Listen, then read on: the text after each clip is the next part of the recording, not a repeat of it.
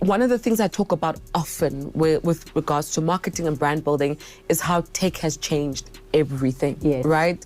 Before we had control, we could manage the media. Traditional media is easy to manage.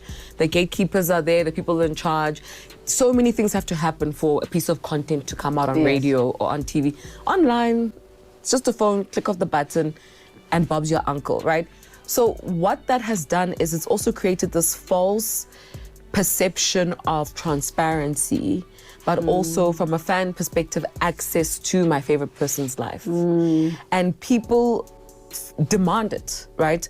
For you to have a brand that will ride the wave of technology and sustain itself in this tech-driven era, you have to have some sense of transparency, and they like to call it authenticity, where people feel like you are letting them into your life. You're not just a celebrity on TV. They want you to break that third wall, right?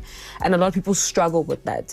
So in the tech world, where people really feel like just by being on their phones, they're in your bedroom, they're in your house, you do have to, I believe, give them a bit of access to you in that way, but you get to decide how you give them access. And I think that's where a lot of media personalities and entertainers might find it challenging to do.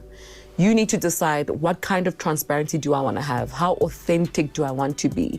Which parts of my life do I want to give people access to? And if you really focus and create the right kind of content on that, they're not going to ask questions about the other things. And if they do, it will be one or two people, but you'll see that in your community of evangelists, they'll even tell people to keep quiet on your behalf. They'll say, no, Lebo doesn't talk about her relationships. She talks about this, leave her alone. We're only going to focus on this. So you have to give some people at least a bit of your life or a bit of your personality. And sometimes people will say, so what do I do? Do I show them my home, my family?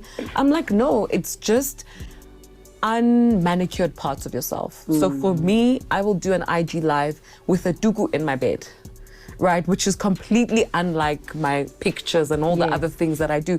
Even my TikTok, for me, that's me being vulnerable and unscripted. I got you. I don't have, a beautiful camera, microphone.